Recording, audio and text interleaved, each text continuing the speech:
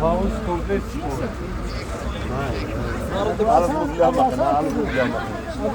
این خانه سقف خانه ماست که آتش گرفته. ما در داخلش قرآن شریف میخوام. خبر هم نیست. سر و صدا از بیرون شد. بیرون سعی کردم که در رخ آفتاب دود بالا میشه. بعد از اون بیرون شدم وسایل مهم گرفته.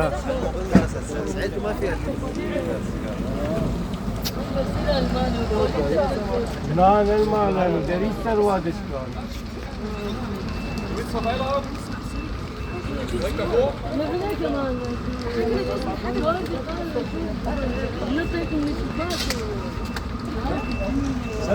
خودمون با این شکل زیاده گرفت. شغالش موظف ديال الكمبيوتر على البرتقال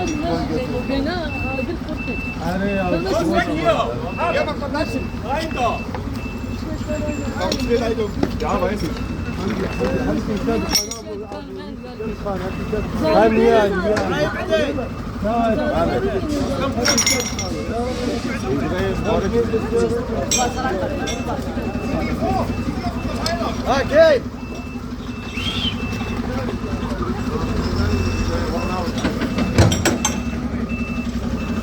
نه الان سقف خانه ما آتش گرفت. زنگ تلفنی نگیرید. ما چی زنگ نمیدن. چی بگم؟